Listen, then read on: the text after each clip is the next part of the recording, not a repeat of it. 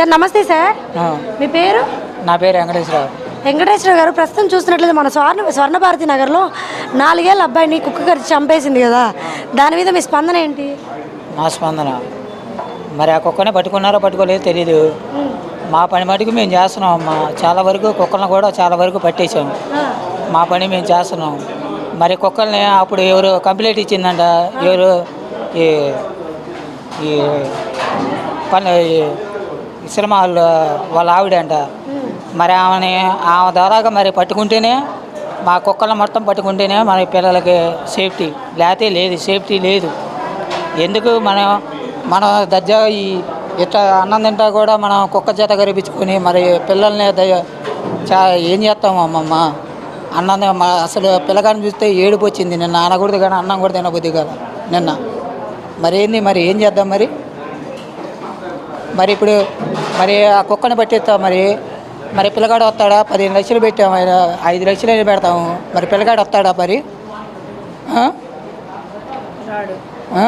ఎవరైనా పిల్లగాడే. తల్లిదండ్రి పాపం ఎంత బాధపడుతున్నారు. నాకు కూడా ఏడుపు. అసలు నేను నా పని చేసుకుంటా కూడా నిన్న ఆడే పని చేస్తున్నాం మేము. ఆ కాలంలో చెత్త గిత్త మరి పెద్ద వాళ్ళు వస్తున్నారు కదా చుట్టూరు. మరి కుక్క చచ్చిపోయింది, ఆ కుక్కను కూడా తీసాం మేము.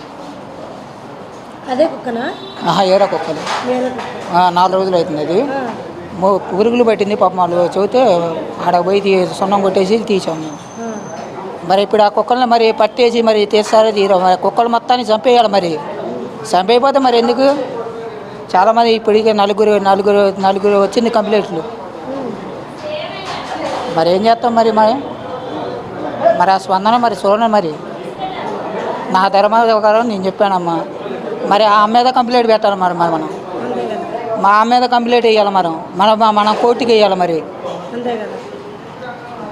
ఆ మీద కంప్లైంట్ ఇస్తే మరి కుక్కను మొత్తం పెంచుకోమను తెలిసిద్ది. మరి ఆ పిల్లగాడు వస్తాడా? మరి దేవుడు పుట్టించాడు పాపం. తల్లికి ఒక్కడైతే మరి బాధపడతానే ఉండిద్దిగా. ఇద్దరంటే అనుకోవచ్చు కానీ ఒక్కడైతే వస్తాడా? వస్తాడా? ఇప్పుడు మా అమ్మకి నాకు పిడుచులు ఉన్నాయి. నేను ఏడబడితే ఆడ పడిపోతాను. చెబుతాను ధర్మ ప్రకారం. నన్ను నలుగురి కింద ఉంటాను. నేను టాటర్కుంటా, పని చేసుకుంటాను. నా పని నేను చేసుకుంటా. నలుగురు ఉంటారు కాబట్టి నేను సేఫ్టీగా ఉంటున్నాను. మరి అట్లా సేఫ్టీ వచ్చింది ఆ పిల్లగాడికి? కుక్క ఇక్కడి నుంచి అంత దూరం ఏడ్చుకుపోయిందంట. మరి ఏంది మరి ఆ పరిస్థితి? నిన్న ఎంతమంది వచ్చారు? ఎమ్మెల్యేలు వచ్చారు, చాలామంది వచ్చారు. మరి ఏం చేస్తాం? పిల్లాడు అంతేనా? పెంచమని మరి ఆ కుక్కల్ని మొత్తాన్ని తీసుకుపోయి ఒకసాట పెంచుకోమను. మరి ఆ పిల్లగాని బతికిచ్చిద్దు మరి అడగమను.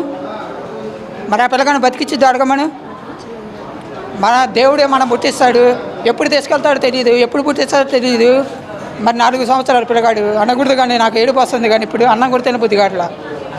మరి ఆ పిల్లగాని రప్పిస్తుంది మరి బతికిచ్చిద్దా?